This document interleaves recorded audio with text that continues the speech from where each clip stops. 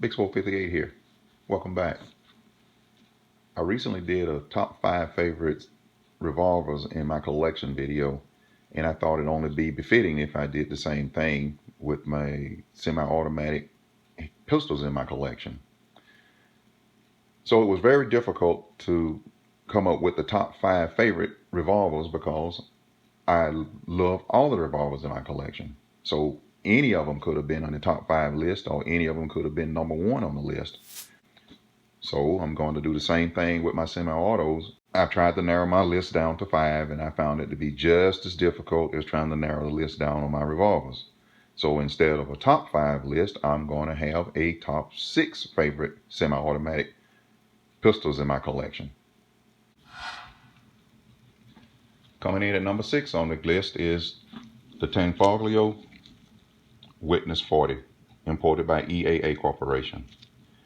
Now this gun is based on the CZ75 platform, where the slide rights inside the frame rails. Now it's actually a clone of the CZ75, and I think it's a clone done extremely well. In many ways, I prefer this gun over the CZ75 because I think it's got a much better slide action than the CZ75 and a much better single action trigger. Now maybe it's because I've shot this gun so many times that it's gotten worn in to the point where it's better, but nonetheless, I think it's a better gun in those two aspects. I also like the front slide cocking serrations on this gun, whereas the CZ75 does not have that.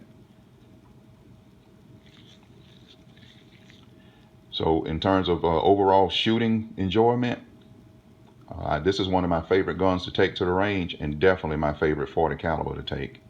The gun has an excellent recoil impulse control for a 40 because of the overall weight of the gun, and it looks and feels and points exactly like the CZ75. And for those reasons, this gun comes in as the number 6 favorite semi-automatic handgun in my collection.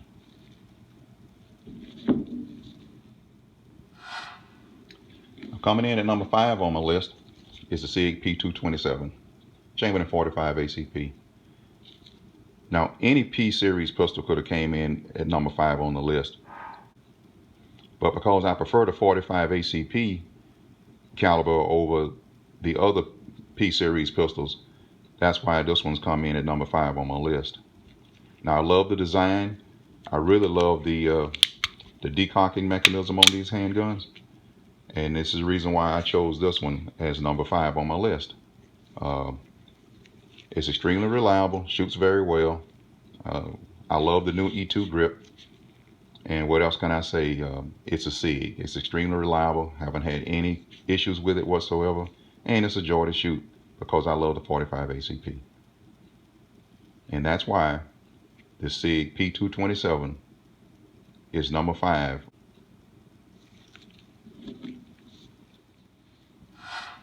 Now coming in at number 4 is my FN FNS9.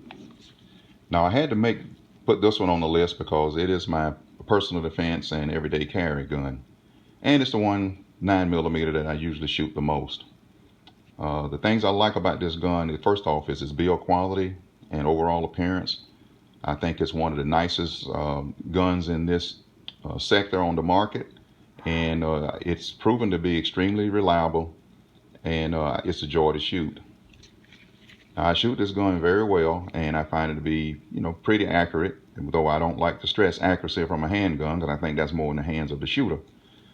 But for this gun, I'm seem to be much more accurate with it than most of the other handguns in my collection.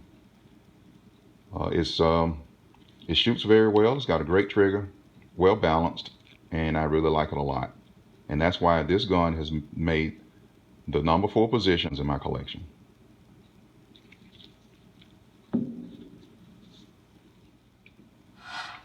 Now coming in at number 3 on the list was a tie, and that's between the Beretta M9 9mm and the Taurus PT92 AFS. Essentially, these are the same handguns with some minor differences between the two. The Taurus has the frame mounted safety which acts as a safety and a decocker.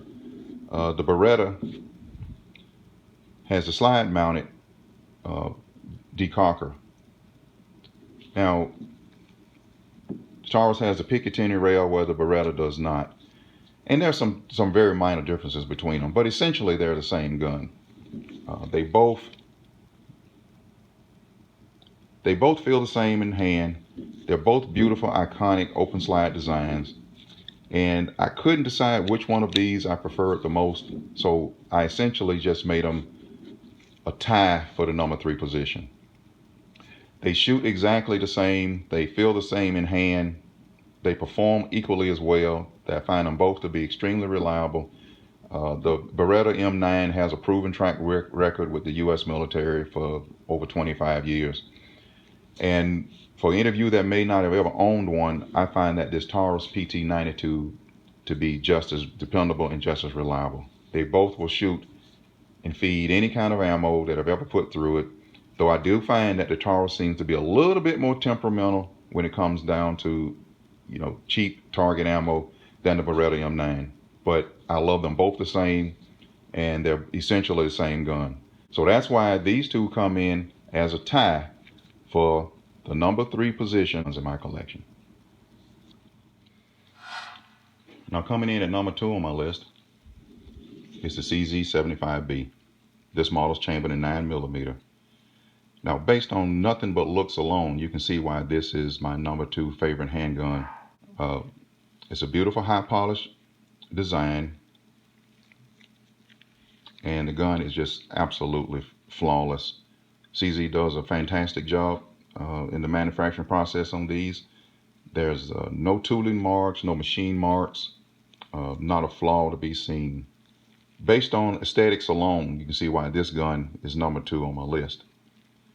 In terms of shooting, I love the way the gun points and feels in the hand. It shoots great. It's got that standard CD design where the slide rides inside the frame rail, so it's actually butter smooth on the action. The double action trigger is nice, and the single action trigger is just fantastic. And the stainless base plates on the magazine just sets off the whole design. I've shot this gun a lot, and it's extremely reliable. I love the way it operates. I love the way it runs. And like I said, based on nothing but appearance alone, you can see why this is my number 2 favorite in my collection. Now, this number 1 position may surprise some of you, and maybe not so much. The favorite semi-automatic handgun in my collection is the M&P 45 full size. Now, I know that some of you may be surprised, but let me explain to you why. First off, I think it's a beautiful gun. I think Smith & Wesson did a fantastic job making these M&Ps. I love the design of the slide. I love the sculpted front and rear cocking serrations. And just the overall appearance of the gun, I think, is beautiful. As far as ergonomics go, the gun feels just great in hand. And it comes with different back straps that almost fit almost any size hand or any size shooter. It runs and operates flawlessly. I find it to be extremely dependable, and I love the recoil action and the report on the 45 ACP. These guns are extremely well made. Now, the trigger, I know what a lot of you are going to say, that the early model M&P triggers were crap, but not necessarily. There are all kinds of trigger options that you can do to change these using the Apex aftermarket triggers.